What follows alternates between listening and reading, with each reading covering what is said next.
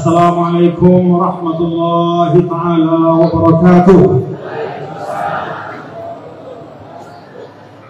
Alhamdulillah, wassalatu wassalamu ala sayyidina Rasulillah wa ala alihi wa sahbihi wa man walah, amma ba'd. Yang saya hormati para orang tua kami, para kiai, para alim ulama, para tokoh agama dan tokoh masyarakat, Bapak Camat, Bapak Kiai Hafiz Salim, Hafiz Salim yang tadi telah meramaikan majelis kita dan menyampaikan hal-hal yang bermanfaat. Alhamdulillah. Ada Ananda Al-Qari Ad-Dawli, yaitu Qari internasional, Al-Ustaz Muhammad Syamsuri Firdaus. Terima kasih Ustaz ya. Saya kenal beliau ini dari masih SD dulu di Lombok. Jadi datang dari Bima, mewakili Bima untuk mengikuti STQ provinsi kalau nggak salah ya, Syamsuri. Suaranya bagus sekali, masih kecil waktu itu. Alhamdulillah setelah 15-an tahun ya Syamsuri, saya pada hari ini bersama beliau dari Lombok kemudian ke Jakarta, selesai di UI ya Syamsuri, alhamdulillah, dan mewakili Indonesia ke banyak musabaqah internasional. Kita doakan mudah-mudahan Ustaz Syamsuri terus dapat mengokohkan iman kita dengan suaranya yang indah.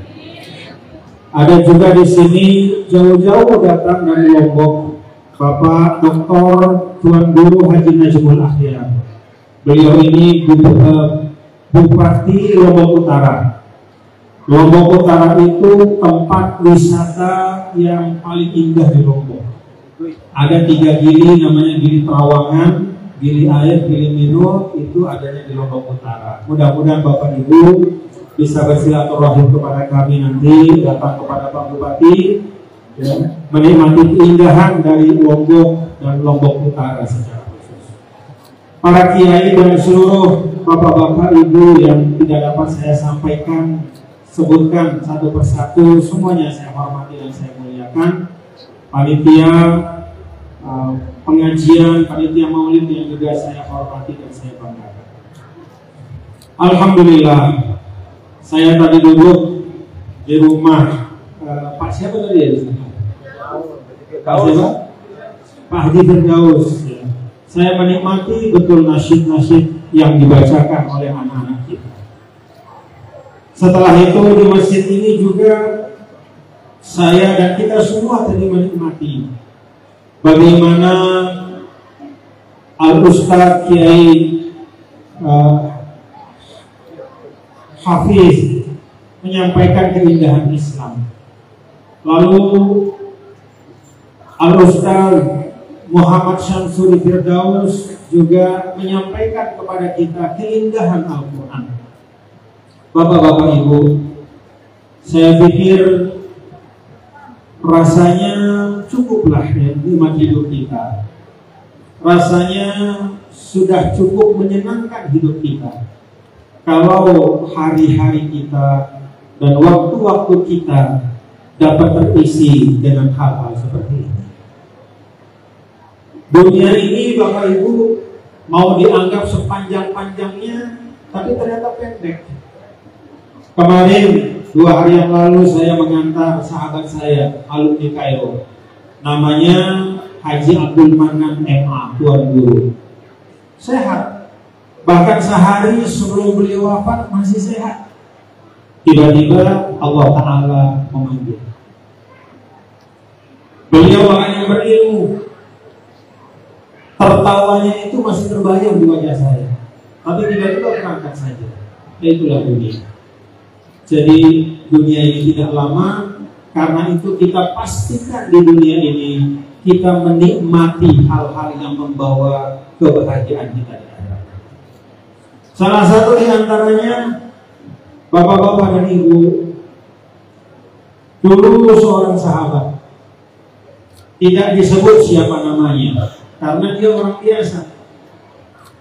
Bukan kelasnya Abu Bakar, bukan kelasnya Sidina Umar, bukan kelasnya Sayyidina Utsman, bukan kelasnya Sayyidina Ali, orang-orang hebat, sahabat biasa. Bahkan dalam sebagian riwayat disebutkan dia dari kampung jauh dari Madinah, datang kepada Nabi lalu bertanya, mata sah, ya Rasulullah, kapan datang hari kiamat? Ini pertanyaan yang mencerminkan keinginan dari seorang yang hidup pada saat itu untuk menyiapkan dirinya.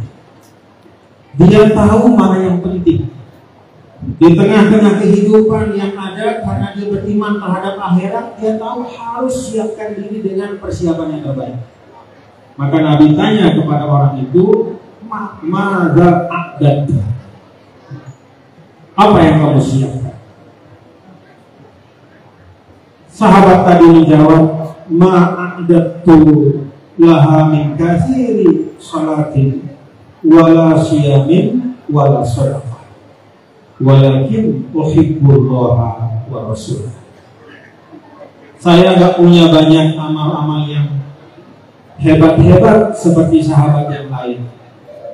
Kalau hitungannya sholat, kalau hitungannya sedekah, kalau hitungannya puasa, saya gak banyak. Tetapi kata sahabat itu, uhibbullaha wa rasulah, saya mencintai Allah dan Rasul. Maka Nabi katakan, anta ma'a man ahbabta, kamu nanti di akhirat akan bersama dengan yang kau cintai. Bapak Ibu Saudara sekalian, seperti para sahabat itulah, seperti yang disampaikan oleh sahabat itu di depan Rasul, itulah yang harusnya ada di dalam hati kita. Cinta pada Allah dan Rasul.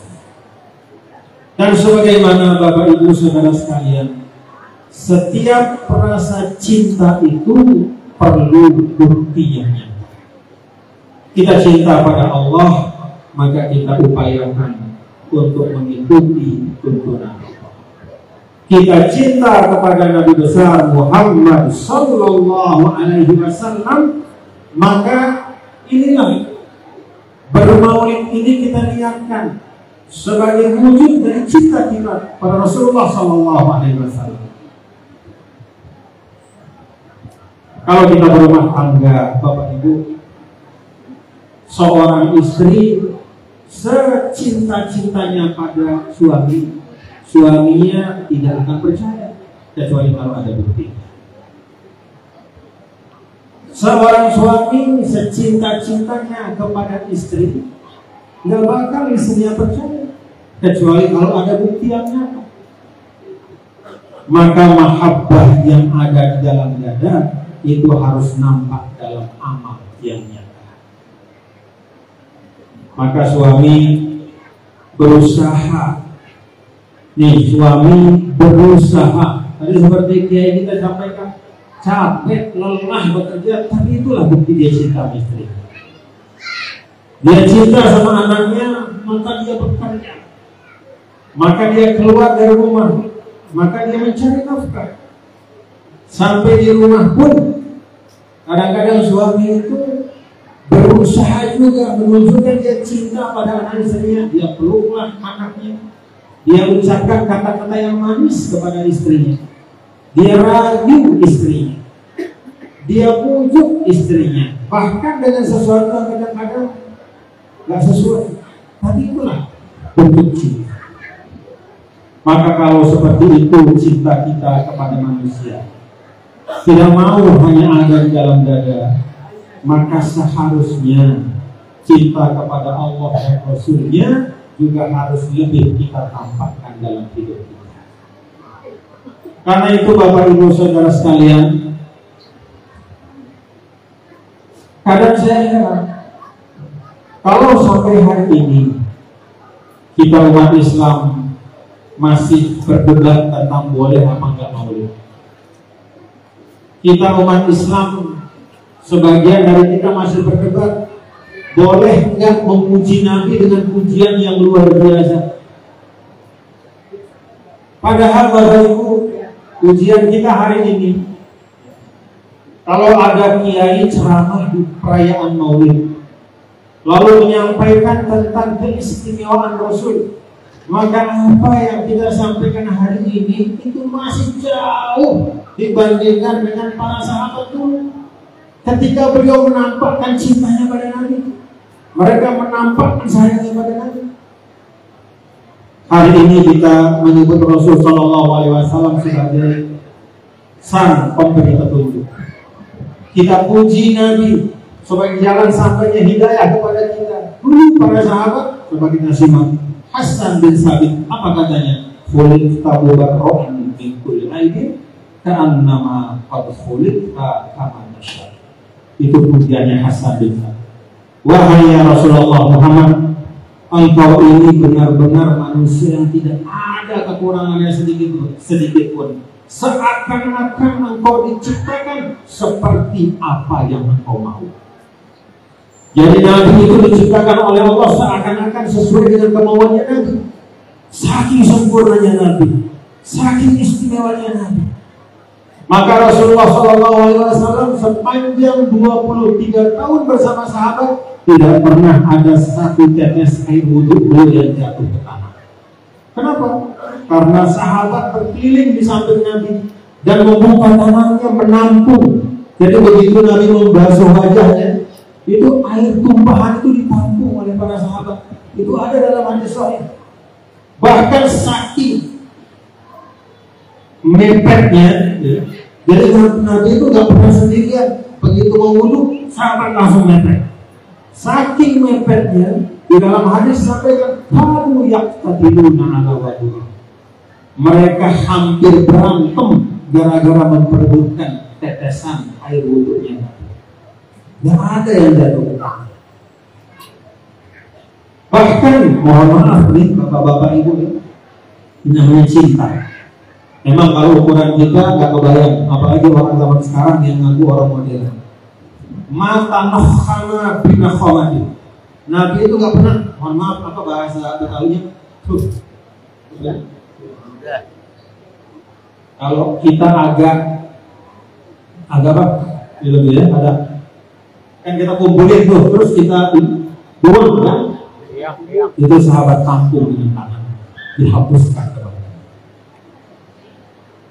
Kalau orang sekarang nih, ya, seperti misalnya ada tayangan kemarin kan melihat ada santri yang hormat sama kiai, wah hebatnya. Apalagi dia lihat sahabat yang nggak mau memberikan satu tetes pun dari air wudhu Nabi itu jatuh. Mereka tampung dan mereka usapkan di badannya, diusapkan di wajahnya untuk mendapatkan keberkahan. Bahkan bukan hanya air wudhu, setiap ada yang mengenai badan Nabi, bahkan yang keluar dari Nabi yang bahasa kita sesuatu yang mungkin bagi sebagian kita itu dalam tanda kutip apa ya, bukan jorok ya, tapi itu kan sesuatu yang dibuat ditampung. Itulah cintanya para sahabat kepada Nabi besar Muhammad. Karena itu Bapak Ibu, kalau kita setiap hari bermaulid bulan Rabiul Awal misalnya nih, dari awal Rabiul Awal sampai akhir Rabiul Awal, lalu masuk Rabiul Akhir, sekarang masuk Jumadil Awal nih, udah 2 bulan maulidan terus. Misalnya kita pergi dari satu masjid ke masjid yang lain, begitu selesai maulid 2 bulanan bermaulid sampai rumah, jangan kemudian mengatakan, waduh, kayaknya saya sudah sangat cinta sama Nabi. Waduh, kayaknya saya sudah rajin betul bermaulid. Aduh, kayaknya sudah cukuplah saya membalas jasanya Rasulullah SAW dengan menyisihkan waktu saya sampai 2 bulan setiap hari, tiada hari tanpa maulid. Bapak Ibu, itu masih jauh dibandingkan apa yang dulu para sahabat tampakkan bersama Nabi kita Nabi besar Muhammad sallallahu alaihi wasallam. Karena itu Bapak Ibu Saudara sekalian, saya ingin sampaikan yang paling penting pada kesempatan ini adalah yuk kita cari jalan-jalan dan cara untuk terus-menerus menunjukkan cinta kita pada Nabi besar Muhammad SAW. Kan rumah tangga aja perlu dipelihara cintanya, gitu ya, ibu-ibu ya. Suami istri kan perlu terus dipelihara.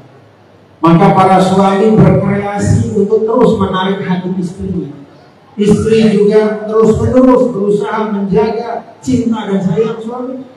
Maka demikian pula kita dengan yang paling mulia, asyraful khalqi, yang memang nanti padanya lah seperti yang kita dengar tadi maulid, ba'dallah antasanya, setelah Allah nanti kita akan menyandar pada Nabi kita, Nabi besar Muhammad Sallallahu Alaihi Wasallam, mengharapkan syafaatnya kelak.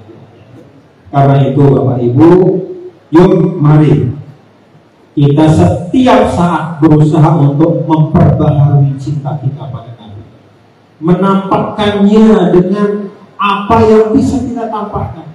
Kalau lagi maulid, datang maulid, niatin, ini cara saya Rasulullah, aku cinta padamu. Kalau ada orang membaca maulid, kita hadir. Kalau ada mahalul qiyam, ikut kita mahalul qiyam. Walaupun ada yang mengatakan itu nggak pernah diajarin Nabi. Iya, tidak semua cara kita mencintai Rasul itu diajarkan sama Nabi. Tapi yang namanya bahasa cinta, cukup dengan kita mencintai itu kita berkreasi sepanjang tidak mempertuhankan Nabi besar Muhammad SAW.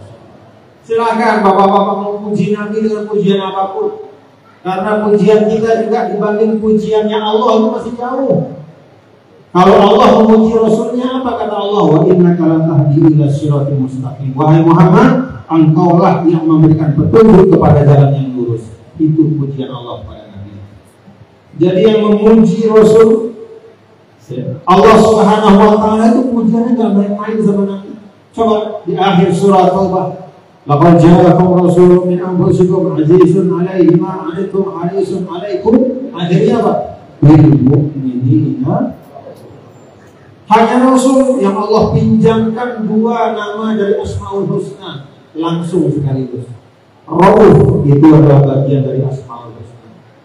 Rahim itu juga bagian dari nama Allah, dipinjamkan buat Nabi untuk menunjukkan betapa dalamnya dan hebatnya kasih sayangnya Nabi besar Muhammad SAW. Itu pujian Allah Bapak Ibu. Jadi kalau kita baca maulid, kita memuji Nabi, kita bersolawat, itu masih jauh dibanding solawatnya para sahabat, dibanding pujian Allah kepada Rasul. Maka sekali lagi Bapak-bapak, Ibu, saudara-saudara sekalian, kesempatan bermaulid ini adalah kesempatan kita. Mari terus kita mencari jalan untuk menunjukkan cintanya kita kepada Nabi besar Muhammad SAW. Untuk apa? Ingin dapat berkah dari hadis yang tadi disampaikan oleh Nabi, anta ma'a man ahbabta, engkau akan bersama orang yang kau cintai. Bapak Ibu saudara sekalian, mencintai Rasulullah SAW itu bagian biasa-biasanya kita di masyarakat awam nih, ya, jamaah yang ada di Cinere, ya, bahkan di Indonesia, inilah salah satu dari bentuk kita mencintai Rasul. Kita memperingati kelahiran. Mencintai Rasul juga, kata para ulama, yang paling sederhana cara kita untuk mencintai Nabi adalah mengetahui apa yang dia cintai untuk ikut kita cintai, dan menghindarkan, mengetahui apa yang beliau hindari, apa yang beliau benci, untuk kemudian kita jauhi. Jadi kalau kita mencintai seseorang, ketahui apa yang dia sukai. Dan begitu ya Bapak Ibu ya. Misalnya nih kita ya kembali lagi misalnya suami istri ya, atau bersahabat bahkan ya, kita saling menyayangi sama sahabat kita. Kalau kita tahu sahabat kita itu alergi durian, gak mungkin kita akan bawa ke warung durian, karena gak bakal dia makan. Kita pasti akan mengetahui apa kesukaannya, lalu kita ikuti apa yang dia suka. Maka mencintai Rasul juga seperti itu Bapak Ibu. Ketahui apa yang dia cintai dan cintailah apa-apa yang dia cintai itu, dan ketahui apa yang dia tidak sukai, jauhkan diri sejauh-jauh. Apa yang Rasulullah SAW cintai, yang paling utama kata para sahabat, itu tergambar dalam hadis Rasul, wa ju'ilat qurratu 'aini bis shalah. Jadi sesuatu yang sangat dicintai oleh Nabi itu namanya sholat. Sholat itulah jadi buah hatinya Nabi. Kalau kita mau menjadi bagian dari buah hatinya Nabi, rajin, tekun, istiqomah pelaksanaan sholat. Sudah itu.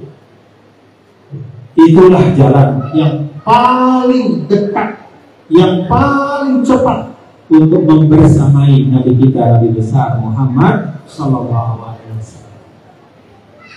Nabi Sallallahu Alaihi Wasallam mencintai sholat sampai titik di mana istri beliau bertanya, ya Rasulullah, engkau ini sudah diampuni dosanya, lalu buat apa sholatnya seperti ini sampai kakinya bengkak?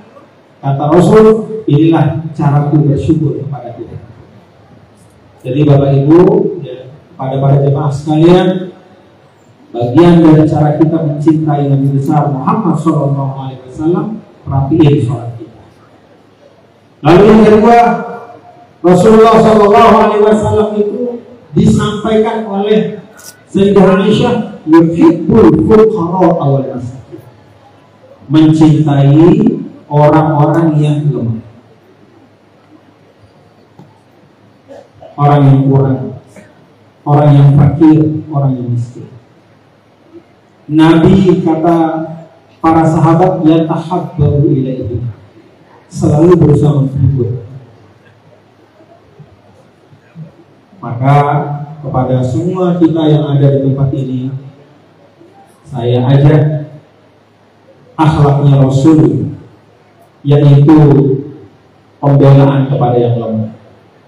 Akhlaknya Rasul, nggak pernah membiarkan orang itu susah kecuali dibantu. Akhlaknya Rasul tidak pernah menjadikan satu kekurangan sebagai sebab untuk diejek dan dihina.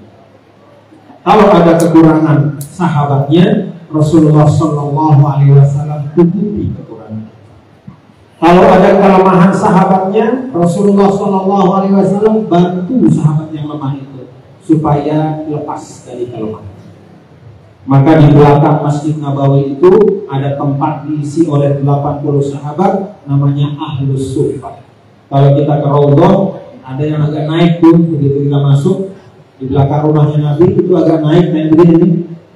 Itulah tempat tinggalnya Ahlus Suffah. Siapa Ahlus Suffah? Sahabat yang ekonominya lemah. Maka dia tinggal di situ. Nabi SAW memberikan bantuan ekonomi, dikasih makan sama Nabi. Yang nggak punya baju dikasih baju sama Nabi. Kemudian dipersilahkan kalau siang hari mereka mau keluar bekerja, tapi tempat tinggalnya sudah ditanggung di situ. Nggak ada diusir oleh Rasul. Makanya sebenarnya bapak-bapak ibu, yang bagus itu memang masjid itu nggak boleh ditutup pintunya, nggak boleh ditutup pintu. Ya memang itu harusnya ya, tapi memang kan keadaan kita beda-beda.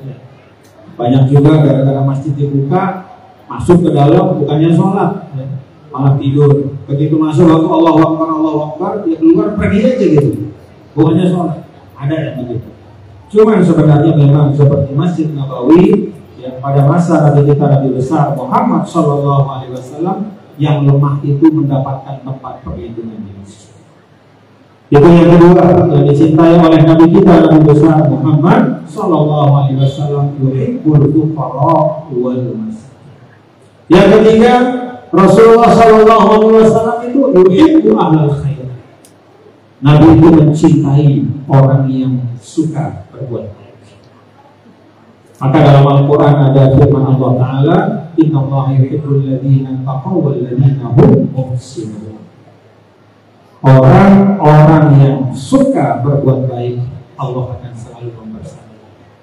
Maka kalau kita punya tetangga Bapak Ibu, kita tahu orang baik, jangan bikin masalah sama dia ya. Walaupun dia kelihatannya sendirian, Allah selalu menjaga dia.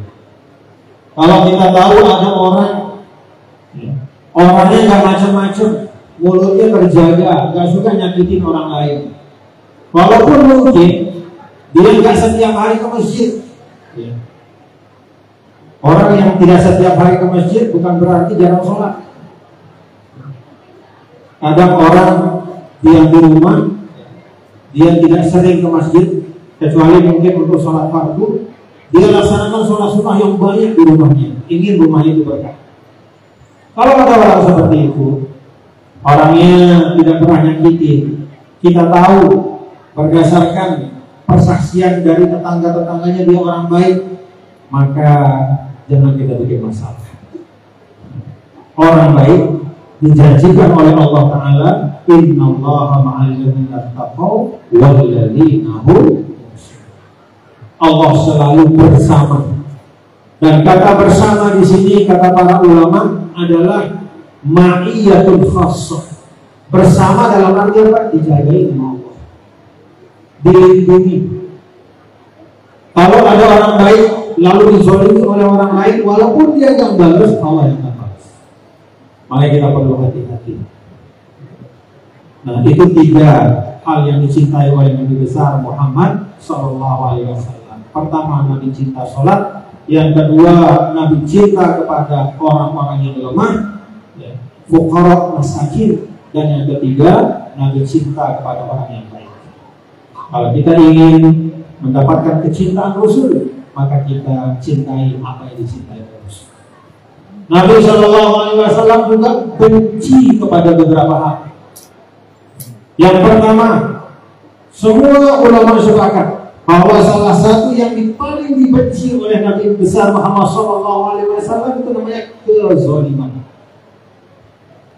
Kita mau rajin sholat, rajin puasa, rajin zakat, tapi demen zalimin orang, suka menyakiti orang, mulutnya kasar, nyumpat, atau hartanya orang diambil karena dia mungkin punya kuasa.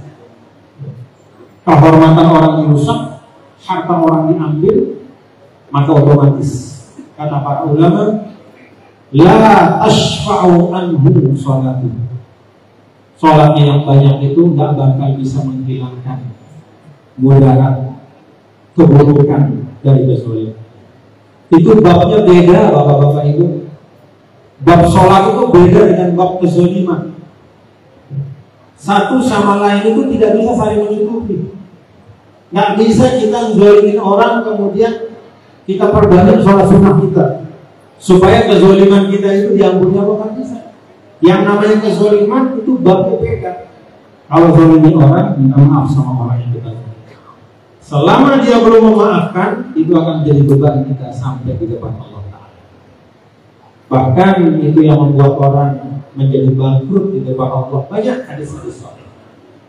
Jadi Bapak Ibu, yang tidak disukai oleh Nabi SAW itu yang paling utama adalah kullu anwa'iz zulm, segala macam bentuk kezaliman. Maka Nabi SAW bahkan sampai ketika beliau di ujung hayatnya, beliau membariskan para sahabat di ujung-ujung kehidupan beliau, dibariskan para sahabat. Lalu Nabi bertanya, ada nggak di antara kalian yang pernah saya sakiti? Ada sahabat yang mengatakan, ya Rasulullah, engkau pernah memukulku sekali. Engkau pernah memukulku sekali. Rasulullah panggil sahabatnya maju ke depan. Lalu Nabi buka, saya pukul kamu di mana? Oh, kamu pukul saya di punggung. Nabi kemudian membuka bajunya, memperlihatkan punggungnya, balas saya sekarang, supaya nggak ada beban yang tidak ada. Begitu dibuka, bukannya dipukul, Nabi dipeluk dan dicium punggungnya.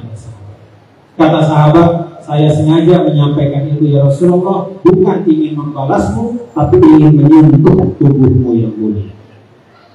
Itulah yang disebut oleh para ulama sebagai tabarrukan. Tabarrukan itu menyentuh fisiknya Rasul.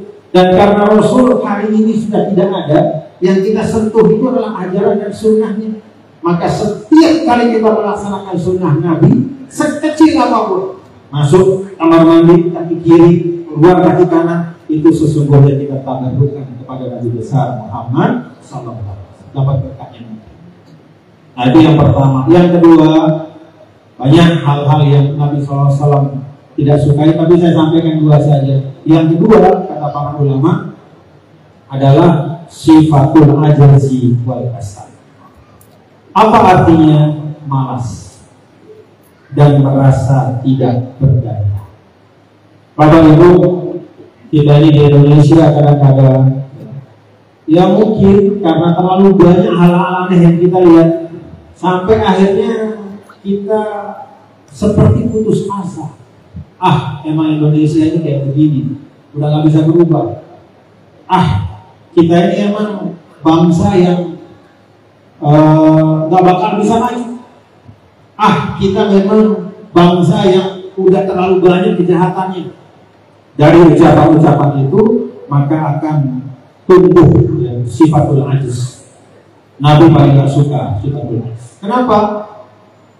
Karena memang di dalam Al-Quran ketika Allah menyebut tentang orang beriman, tidak ada satupun ayat yang menyebutkan sifat orang beriman itu adalah putus asa.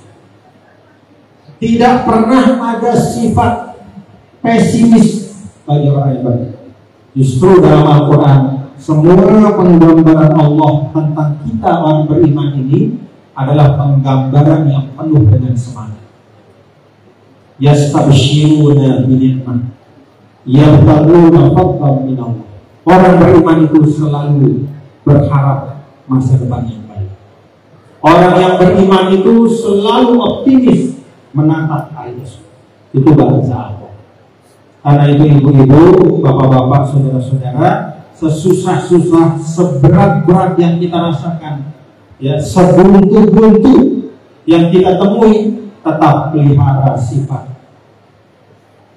optimisme, tetap pelihara sifat berharap yang baik, tetap menanamkan dalam diri kita, insya Allah masa depan yang baik. Buang pesimis.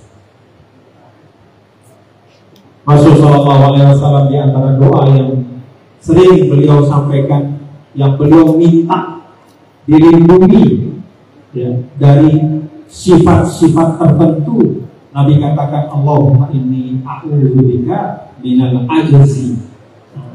Dari banyak hal-hal yang Nabi paling takut ya, terkena dengan sifat itu, yang pertama Nabi sebutkan al-ajzu. Al-ajzu itu artinya tidak berdaya.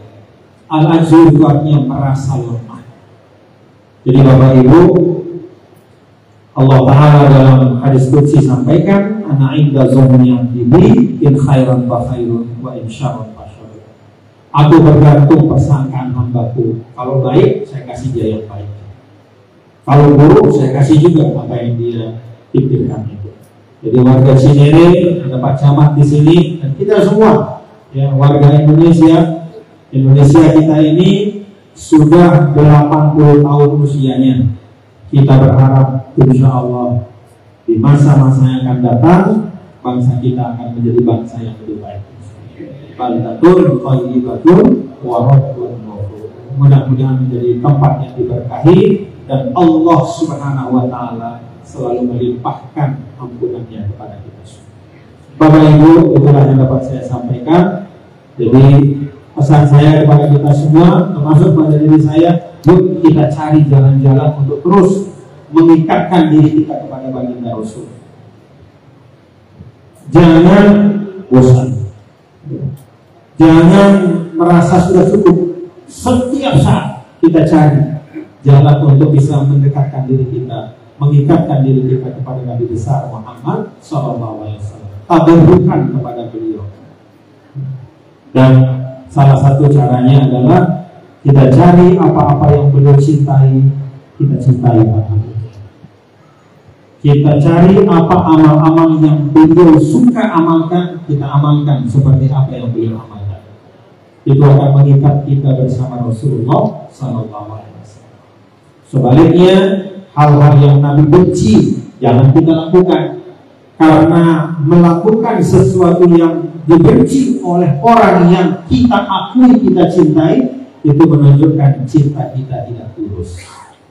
Jadi kalau kita mencintai seseorang, kita pasti akan melakukan apa yang dia cintai, dan menjauhkan diri dari apa yang dia tidak suka. Nah, lebih-lebih khusus Nabi kita Nabi besar Muhammad Sallallahu Alaihi Wasallam. Inilah yang dapat saya sampaikan. Terima kasih dan kepada warga Cinere ya.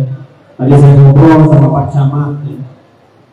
Warga Cinere ini banyak Betawi.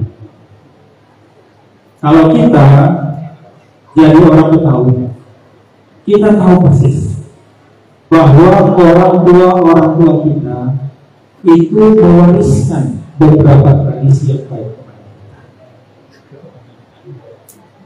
Maka sebagai generasi penerus Bapak-bapak Ibu, apa yang baik dari orang tua kita itu harus kita teruskan. Jadi tanda anak berbakti pada orang tuanya adalah dia meneruskan kebaikan orang tua. Termasuk diantaranya adalah tradisi-tradisi acara keagamaan seperti ini. Boleh saja dunia ini berubah kayak apa, ya.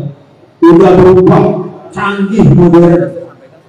Yang rumah kecil jadi besar, yang satu tingkat jadi tinggi, yang rumah nempel sama bumi, kemudian naik puluhan tingkat apartemen. Kendaraan kita dulu pakai sepeda, sekarang pakai mobil. Dulu mobil pakai bensin, sekarang pakai listrik. Mungkin nanti kita pergi ke Arab Saudi, Jeddah itu bukan 8 jam lagi, mungkin bisa 4 jam, 3 jam. Teknologi luar biasa. Bapak Ibu, ingat-ingat, di dunia ini ada hal-hal yang boleh berubah, tapi ada juga hal-hal yang harus kita tetap jaga. Iman Islam nggak boleh berubah, termasuk juga tradisi-tradisi kebaikan yang diwariskan oleh orang tua. Jadi kita tetap maulidan, mau kayak gimana, ya, Bapak Ibu ya, setuju? Walaupun dunia udah kayak gimana, kita udah jadi orang yang istilahnya modern kayak apa. Nanti kita wasiatin sama anak keturunan kita, bawa tradisi yang baik itu. Karena pada akhirnya Bapak-bapak Ibu saudara sekalian, kehidupan itu bukan sekadar tentang materi, tapi kehidupan itu adalah tentang nilai-nilai yang kita bawa. Dan cara supaya nilai-nilai baik itu ada adalah dengan menjaga hal-hal seperti ini. Ini saya pesan karena masyarakat di Betawi atau di Cinere ini ada kemiripannya dengan di Lombok. Jadi di Lombok itu juga guru-guru kami itu mentradisikan ya, beberapa acara-acara keagamaan, tradisi-tradisi maulidan, nuzul, kemudian macam-macam ya. Itu terus kita laksanakan. Nah, saya mohon hal yang sama juga bisa terus dilaksanakan di tempat ini. Inilah benteng untuk anak-anak. Terima kasih. Wallahu muwaffiq wal hadi ila sabilir rasyad. Wallahu muwaffiq ila aqwamit thariq. Assalamualaikum warahmatullahi wabarakatuh.